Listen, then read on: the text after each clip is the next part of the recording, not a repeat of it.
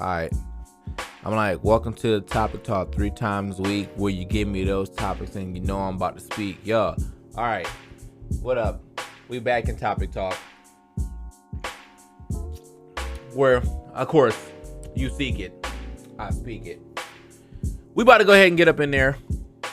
I don't know if it's actually going to be 3 times a week. It could be 2. It could be 3. I might do 3, though, because I feel like Monday, Wednesday, Friday for shooting, and then Tuesday, Thursday, Saturday for dropping it on YouTube is very nice. So, what up, Calla? Thank you for the subs, my guy. But yeah, man, if it's your first time watching Topic Talk, y'all give me topics on Twitter, and I talk about them. So, welcome to the Power Stone world. Let us get into it. We in all the subs right now. Let's get into it. The internet changed media forever and how we consume it, and the platform itself, reaction-based shit, etc. Where games and shows better pre-post the internet. I think that I definitely think that shows are better because I feel like it was a lot harder to spoil shows. You know what I'm saying? Like, the reason why shows get spoiled the most now is because people hop on Twitter and then people that they're following are already talking about what they haven't seen yet. That wasn't really a thing before. You know what I'm saying? It was actually even harder to spoil stuff on Facebook because you had to drop a whole status for it. And Twitter, you could just yell in the void and someone could be scrolling down their timeline, bam, there it is. So, yeah, I don't know, man. I definitely think that shows might have been better pre-internet, but games I feel like are actually pretty much in a good spot. You find out a lot of stuff about games on the internet, especially as a fighting game player. I find a lot of good, relevant information from fighting games on the internet. So, that's like a 2-part answer for sure for me. Shows were probably cooler before the internet, and then games are a little more information based after the internet. I don't think any game has really been spoiled for me, like one-player games, because usually I like marathon through those super quick anyway. But even without that, I just feel like I haven't really had too many games spoiled for me. So lucky me, right? You know what I'm saying? Could be worse. Mage SSBU coming through with the second question saying, I've been trying to figure out how to break into Smash commentary. I was wondering if you could talk a little about your experience with becoming a commentator. It could be a good time. Man, let me tell you that, one, this question, it gets asked a lot, and after a while, you kind of stop wanting to yell about it all the time. But basically, Smash is probably the easiest game to get into on commentary. It's grassroots. Grassroots games means that as long as you keep showing up and being consistent, eventually you'll be noticed. That's exactly how I got noticed. I started commentating in 2009. Was pretty bad at it. Started taking it serious in 2011, and then I just never really stopped commentating. So basically, whenever you think of commentary, you think of me because I've aligned myself with commentary. In other games, usually you have to get grandfathered in, have some type of not other games. I'm talking about bigger games like League of Legends and Overwatch and stuff. You just gotta get grandfathered in, or really have it's harder than grassroots for sure. I feel like you have to have an agent and you have to take classes and all that other good stuff. When it comes to fighting games and Smash in general, getting into those is way easier than getting into everything else. I know it may not look like that, but pretty much just diligent work, actually trying to get better, and positioning yourself as hey man, I really like to commentate will take you a long way.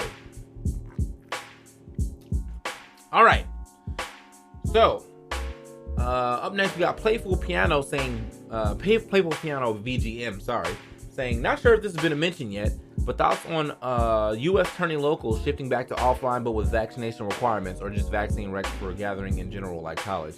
That's cool. I think that's pretty much how the U.S. should open up. Go get a vaccine. Force people to get a vaccine if they want to go hang out. I got the vaccine card in my wallet right now. Wallet's downstairs, but if I had it up here, I would definitely show y'all I got the vaccine card. I keep the vaccine card on me. That feels like a badge of honor, to be honest. That I went out to go get that vaccine, you know what I'm saying? Mr. Johnson & Johnson. I know before everybody says, didn't Johnson & Johnson have problems? It was six blood clots between women of the same demographic, 6 women, same demographic between 24 and 48 or something like that, out of 6 million given, okay? Now, if that's going to stop y'all from getting the vaccine, I don't know what to tell you, man. Y'all do worse stuff that has bigger chances to give you issues. Birth control has a bigger chance to give you issues.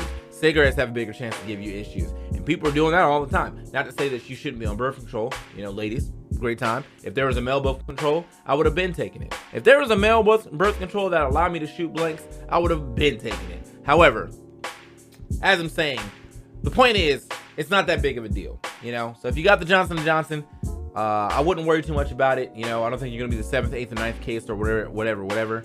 But, yeah, man, just, I don't know why people are, like, acting like it's killing people by the masses. 6 and 6 million is like, what is that, like 0.00001%? What is that?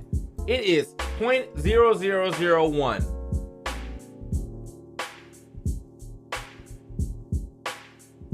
So anyway, it's not that big of a deal.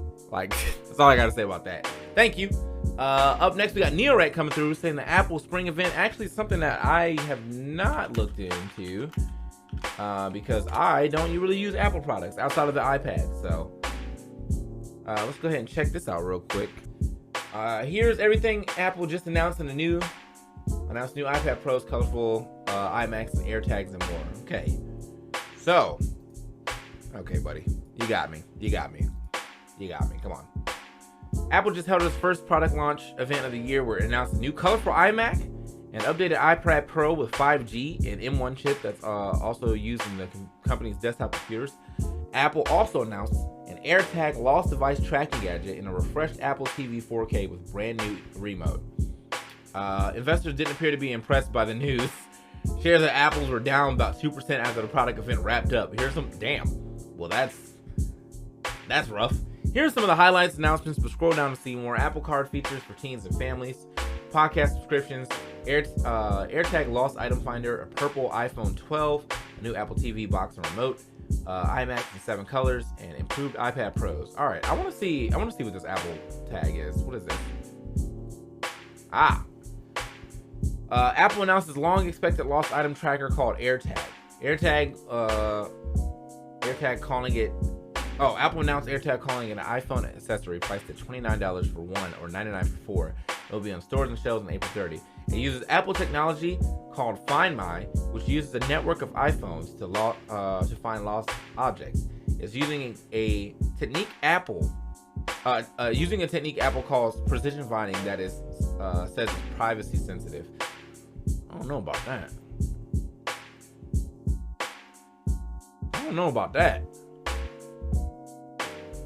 Uses a network of iPhones, so it's just like anybody who has iPhones around is going to use it to triangulate where this Apple iTag is.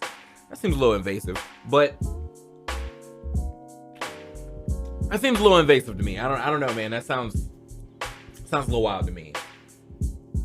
So, this product has been the source of some scrutiny from lawmakers who have heard that Apple is privileging its own lost item trackers over others using anti-competitive practices and access to the iPhone's operating system to Find My open to a third-party accessory makers last month. Okay. The iPhone 12 kind of cute. You know I like purple. I drink cute.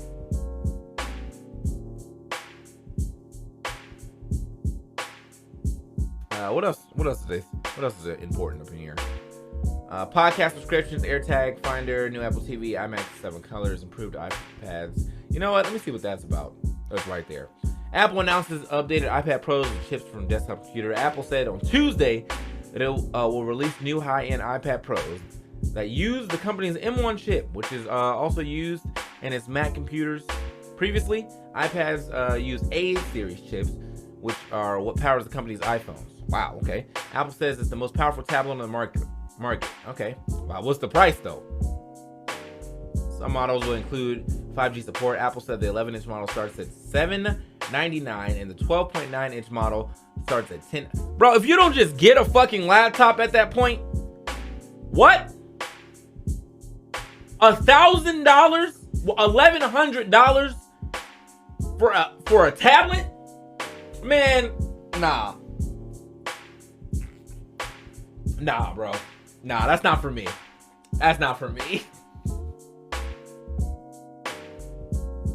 You know what I'm saying? Like, that's not for me. And I understand if you're gonna, like, if you need something, you know, on the go, sure. But you can buy, like, mini laptops that are very functional, that are around the size of this, but also come with a keyboard. So I don't understand why, like, I don't know, man. I'm not really that. And I'm a person who owns an iPad, and I really enjoy my iPad for what it's worth. But nah. Absolutely not, bro. You're not catching me in the streets with no $1,100 iPad. That's wild. So Microsoft Corp and video game chat company Discord Inc. have ended takeover talks after Discord rejected a $12 million bid. According to the people familiar with the matter, representatives for Discord, Microsoft, and Twitter declined to comment. All right. Well, I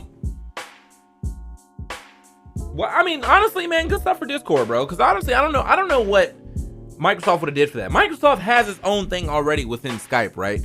But Skype obviously got destroyed by Discord when Discord came out. So I was actually wondering is if, like, they got Discord, was Skype just going to be a thing of the past, or were they going to integrate it together? And that just would have been, like, I don't know. I don't know about that. So what I think Microsoft needs to do now, if they really want to, you know, stick it to Discord, they either make Skype way better, or they buy Gilded. They buy Gilded. Gilded is like the new, it's like a new version of Discord. Has a couple of cool features in there I think Discord does not have, but it's very early. So, but yeah, if they buy Gilded, I feel like I don't trust Microsoft and stuff like that, man. So we already can tell that they haven't really done a good job with their you know, their voice and text apps. So couldn't imagine them doing any better. Now I would hope that the idea is that they just fund it, right? So they buy it, but they just fund it and leave these people to have their own ideas. But now they have the money to do such. But no, Microsoft, I don't really feel like that's I don't feel like that's gonna happen. So good stuff for Discord, man. I mean, honestly, that's a big corporation. They kind of popped off. I don't really see them having the need to buy things. In fact, or to be bought. In fact, I think Discord is almost in the position to start buying things. So yeah, good stuff for them, man. Very smart. SD Geek here says if you wanna the whole debacle over Wavedashing being an ultimate and whatnot, I think Smashers need to stop complaining about things that just aren't there. Like, if you want Wavedashing, go play Melee. And if you want Wavedashing and you don't want to play Melee, there's Rivals, there's Slap City, there's Icons. Well, there's Rushdown Revolt now. There's Slayers for Hire. There's a bunch of games that have that tool that you so much desire. I don't think there's anything wrong with the last few Smash games, you know, doing away with some of the advanced techniques. I think every Smash game has its own level of interest. You know, every Smash game has its own thing that makes it good. You know what I'm saying? Obviously, the mechanics of Melee make it amazing. And Brawl, I think Brawl was just a solid game overall, as for like the solid player experience. You know, competitive, a little lacking, but as far as the amount of content that you got in Brawl coming from Melee, godlike. Smash 4 definitely built on that and put more hit lag back in, so you got combos back and whatever. And then Ultimate built on that and made the game a little faster. Now, of course, one of my biggest issues with Ultimate is the dash dancing not really having or being like set. So unless you jump out of it, you're kind of stuck, and there's no perfect pivot. So yeah, movement can be a little harder than Ultimate. But I just don't understand why people need to, like, Wavedashing is not the end all be all for platform fighters. You know what I'm saying? Like, if your platform fighter doesn't have Wavedashing in it, that doesn't mean it's a terrible game. And that's kind of how people see it. And I don't understand why. Like, Wavedashing is cool. It's a great concept. But, like, it's just not that serious. You know what I mean? So, I don't know, man. Like, I'm tired of people trying to make something that it's not. If you have such an issue with Smash and how the way Sakurai envisions it, go play another game. There's so many other games out there that you can play right now that have that competitive spirit that you're looking for, man.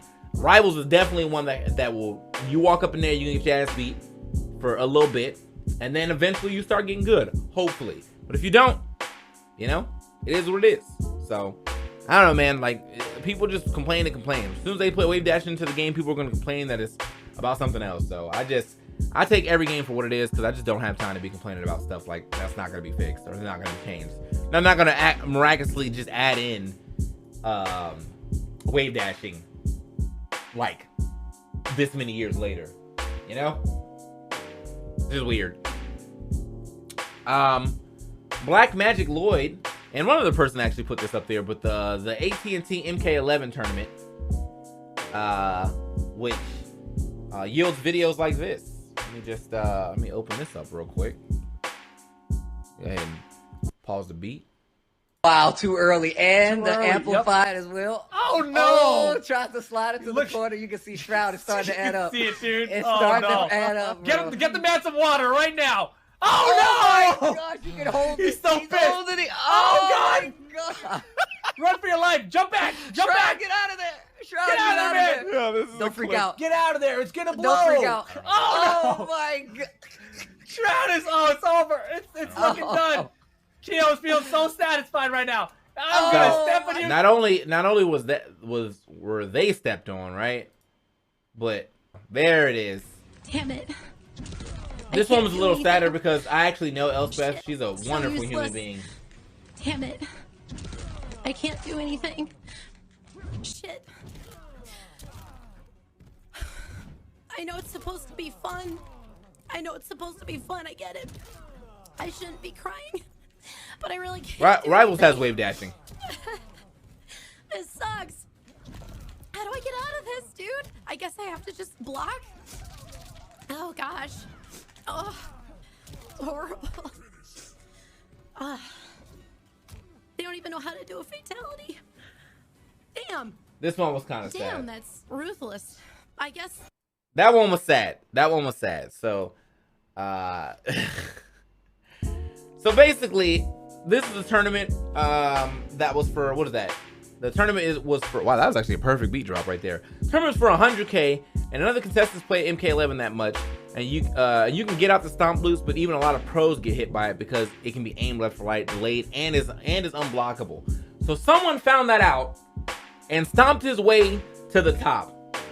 And my thoughts on this is kind of why you can't use fighting games for things like this, man. Because for people who don't play fighting games, it's very easy for one person to figure out how to cheese. This is like the equivalent of fireball spam in early Street Fighters, right? People didn't know how to deal with that. Like, new players didn't know how to deal with that. And earlier Street Fighters, you could die to chip, right? So basically, a Ryu could stand in the corner and drop fireballs all day, and then soon as someone finally jumps into the position where they're close enough, could Shoryuken them. You know what I'm saying? And that's actually still a relatively decent strategy now if you got good fundamentals. But if you're playing against someone who doesn't play fighting games and you find one cheat move, yeah, that's it. If they find one cheat move, that's pretty much it. And it is unfortunate that that happens, because now it's gonna make C9 Keo look like evil almost. World. What's up, man? I'm getting all the subs during this video right now. It's gonna make him look evil. But honestly, he was just playing the game. You know? He was just playing the game, bro. Like, you get, these are the tools in the game. So if anybody, you gotta kind of blame the developers for even making this a move. But yeah, like, that move was very hard to deal with. I feel like even I would get blown up by this move, so I can't even be super critical on these people. And I'm pretty decent at fighting games, but something about it, man. Something about it is hitting a little different. You know? We got Chef Lubu from ATL says, Jeff Kaplan leaving Overwatch.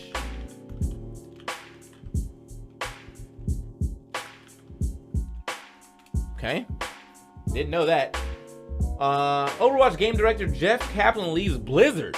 The 19-year veteran Kaplan will be replaced by Aaron Keller. Overwatch game director Jeff Kaplan is leaving Blizzard Entertainment. The company announced a personal change on the game's official website Tuesday, naming Aaron Keller Overwatch assistant game director as Kaplan's replacement. Kaplan was frequently in the public face of Overwatch, appearing front and center in developer update videos at BlizzCon and Overwatch League events. Blizzard did not specify why Kaplan was leaving, nor did Kaplan himself in a statement released on Overwatch website. Huh.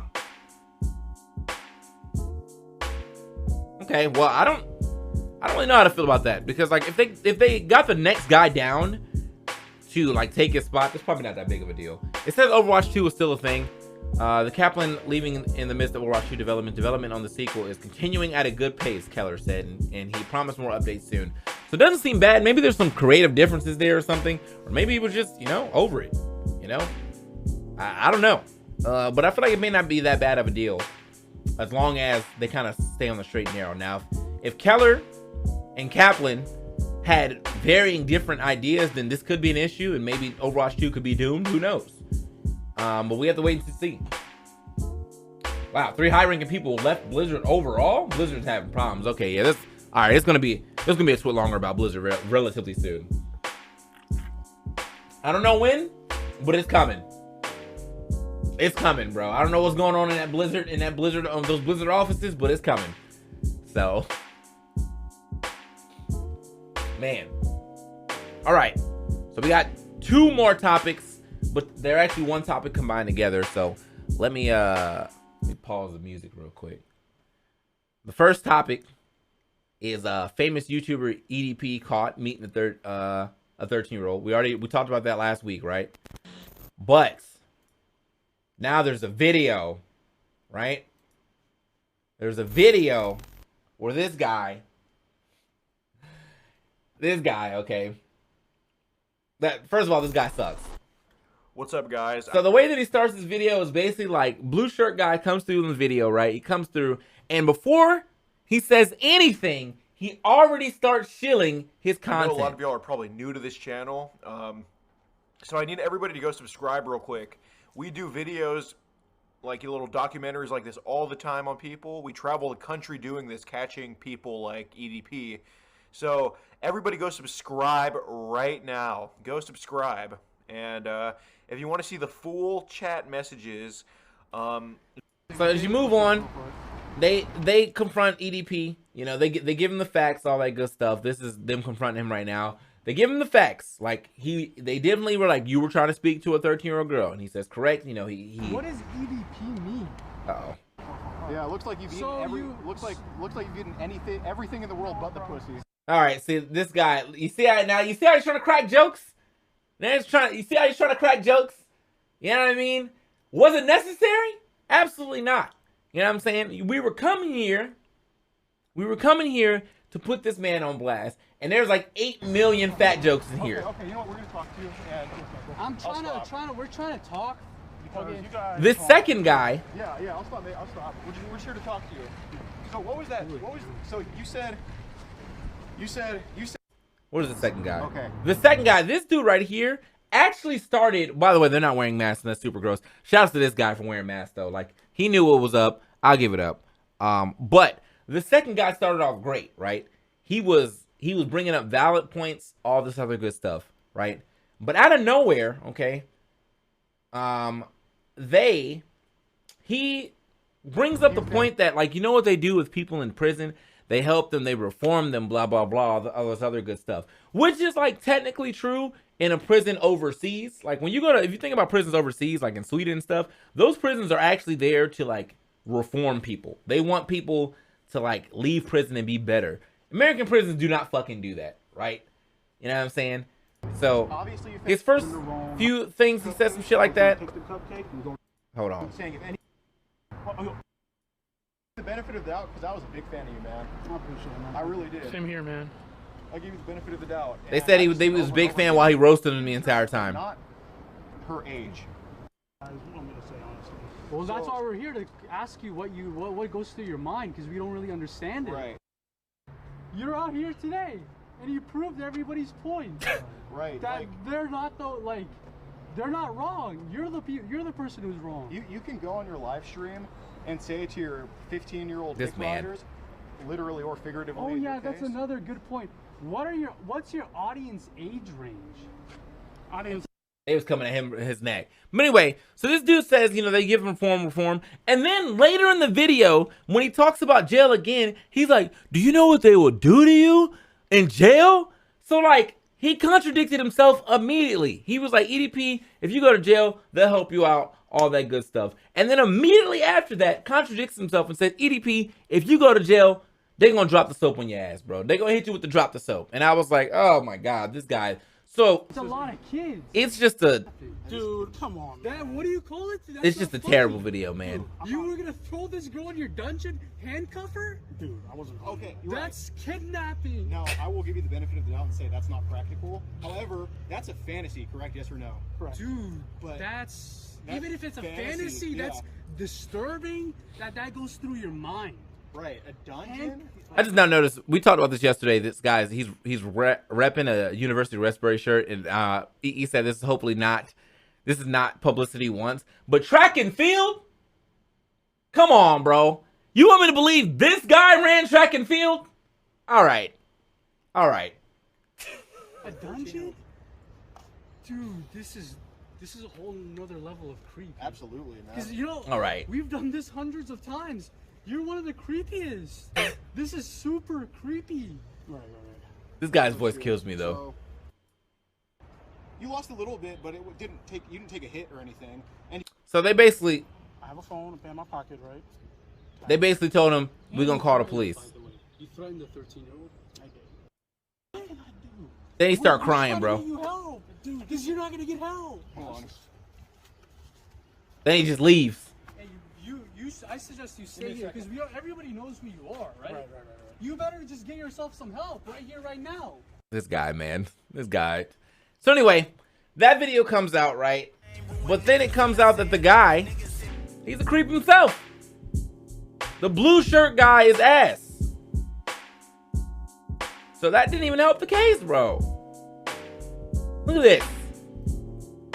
Trigger warning, racism, pedophilia. The guy who exposed EDP is weird af a thread. Literally says the N-word right here. I'm not going to play it, obviously, because, you know, want my video to be monetized, and I do not want my Twitch to be gone. Corny black jokes, which he was doing all through the video. Jokes about having sex with a toddler. Using a 13-year-old decoy for his own pleasure. He's homophobic. He's a pedo profiting off existing pedos. There's like 100 more vids and screenshots. You know? Look at that! Right there! This guy is problematic, bro! So, a prank calling the BLM hotline? Come on, man. So, like, not only is EDP trash, not only is EDP trash, but so is the guy who caught him, bro. That's not proof. It's still debatable, but it's a good piece of evidence.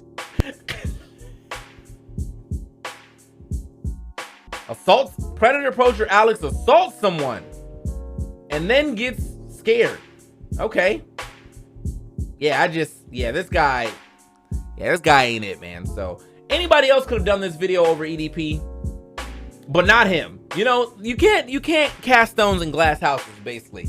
And that's exactly what that man was doing. Bro, EDP is gross for sure. That man is absolute scum, but so are you. So like, I don't know, man. It was too much for me, bro. It was too much for me. So Kala says, I might be a little late on asking. So sorry for the inconvenience. I haven't played Monster Hunter since when it dropped on the 3DS, so I skipped the last 2 games. So should I cop Rise? Yes. Yes, you should. Rise is amazing, bro. Honestly, if you like the 3DS one, you'll definitely like this one. I didn't like the 3DS one, but I liked World, and then I loved Rise. So I think this is probably a good time to cap that. You know what I'm saying? And then actually the last one for the day is this dude claims to know. Tech Knight says this dude claims to know why Dr.Disrespect was banned. See what this says. Let's see what it says. Well, fans still want to know why Dr.Disrespect was banned from Twitch. A theory from Call of Duty Ghost actors quickly picking up steam. Apparently, Dr. Disrespect was using an offer from Mixer as leverage while renegotiating his Twitch contract, something that frustrated the company. With Mixers announcing the shutdown only a week after these discussions began, Twitch found out that Dr. Disrespect was likely lying about the Mixer offers. While there is a possibility that the offer was legitimate, it makes little sense for a dying company to offer a huge new deal to a star. Regardless, the issues were supposedly caused by either a failed attempt at trickery or risky negotiating tactic, and Twitch cut all ties in response, refusing to deal with Dr. Disrespect in any way going forward. If that's true, that's kind of petty. I mean, yeah, Dr. Disrespect definitely shouldn't have done that, but that's kind of petty. They banned him completely. I think that the most they could have just ripped his little sponsorship, you know, because, you know, at the high up, Twitch actually pays you to stay there. They could have ripped his little sponsorship, right, and still allowed him to stream on Twitch. But if they banned him completely, I don't know, man.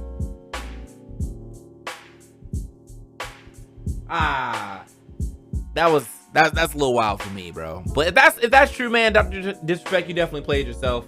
You know what I'm saying? That was a big... You lose. I mean, you're still making it on YouTube, so I guess it's not that big of a you lose, but that's a you lose in my book. You lose. All right. So that's Topic Talk. You know? Every few days, I drop another Topic Talk tweet. If you want me to talk about some stuff, make sure you put it on that tweet, and we'll keep on talking these topics. If you're watching the video on YouTube, make sure you hit a like and drop a comment below. And thanks for watching. Great time. Peace.